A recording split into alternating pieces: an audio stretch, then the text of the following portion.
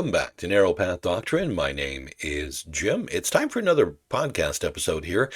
We did take a break last week, but back with another episode. If you do enjoy these podcasts, be sure to comment down below and let us know that you find these episodes edifying. I want to take a look at a chapter in particular this time around. We're looking at Numbers 16. It stands out as one of the clearest demonstrations of divine sovereignty, divine holiness, and divine prerogative in showing that God will choose whom he will. It's a chapter soaked with the truth that God appoints leaders, God appoints mediators, and God will judge all rebellion against himself. This chapter exposes the pride of man, the presumption of the flesh, and the delusion of self-appointed authority. It also magnifies the grace of God who preserves his people through his appointed intercessor. Let's walk through this chapter here carefully. Korah, Dathan, and Abiram rise up against Moses and Aaron. The Holy Spirit records in Numbers 16, 1 through 3. Now Korah the son of Izhar, the son of Kohath, the son of Levi, and Dathan and Abiram, the sons of Eliab, and On, the son of Peleth, sons of Reuben, took men, and they rose up before Moses with certain of the children of Israel, 250 princes of the assembly, famous in the congregation, men of renown. And they gathered themselves together against Moses and against Aaron, and said unto them, Ye take too much upon you, seeing all the congregation are holy, every one of them, and the Lord is among them. Wherefore then lift ye up yourselves above the congregation of the Lord. Notice the heart of the rebellion, a denial of God's sovereign choice. The rebels claim the whole congregation is holy. They deny that God himself made distinctions. But God himself had chosen Moses. God himself had chosen Aaron. God himself had appointed priestly roles. Rebellion always begins with an attack on the truth that God chooses some for certain roles and does not choose others.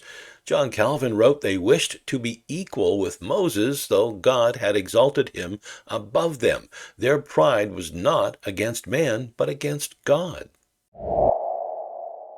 Moses didn't defend himself. The text says in Numbers 16:4, And when Moses heard it, he fell upon his face. Moses understood the terror of this rebellion. They were not attacking a man, they were attacking God's decree. Then Moses offers a test in Numbers 16:5. And he spake unto Korah and unto all his company, saying, Even tomorrow the Lord will show who are his, and who is holy, and will cause him to come near unto him. Even him whom he hath chosen will he cause to come near unto him. Here lies a great truth. God will show who is his. He will show whom he sanctifies. He will show whom he sets apart. The flesh may raise its voice, but God's decree will stand.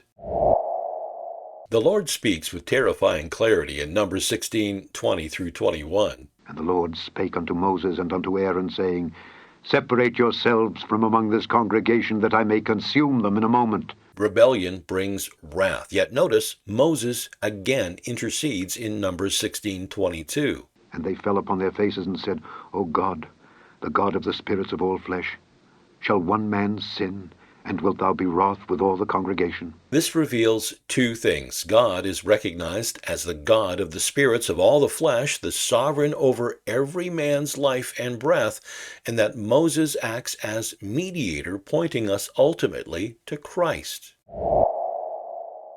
Moses gives a sign that the Lord has sent him in Numbers 16:28 through 30. And Moses said, Hereby ye shall know that the Lord hath sent me to do all these works, for I have not done them of mine own mind.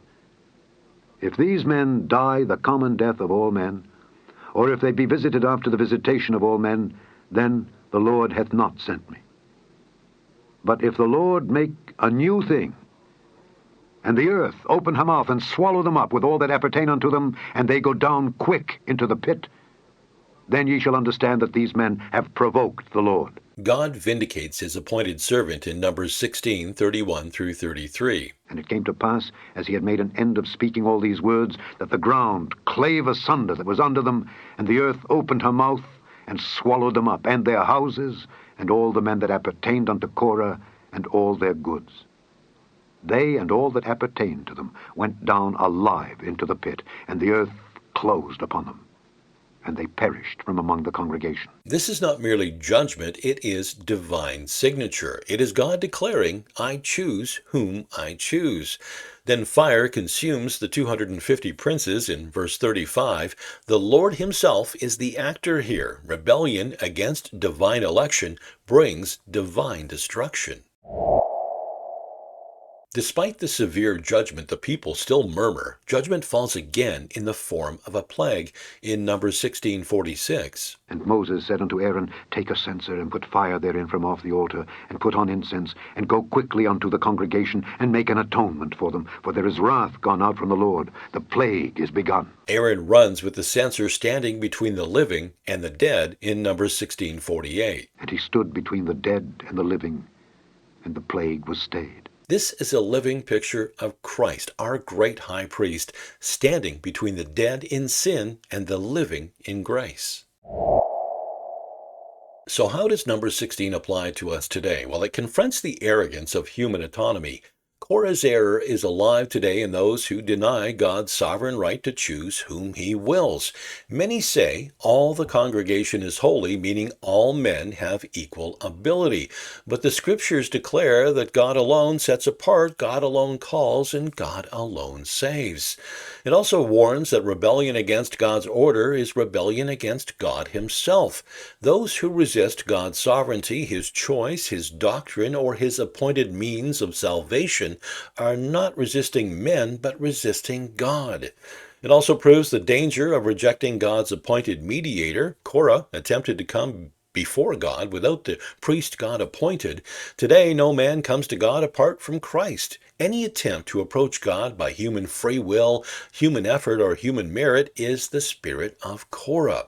It also teaches that Christ alone stands between the living and the dead. Aaron running with the censer is a picture of Christ's intercession. Just as Aaron stood between the dead and the living, so Christ stands between the believer and divine wrath. He is appointed, not chosen by man, but chosen by God.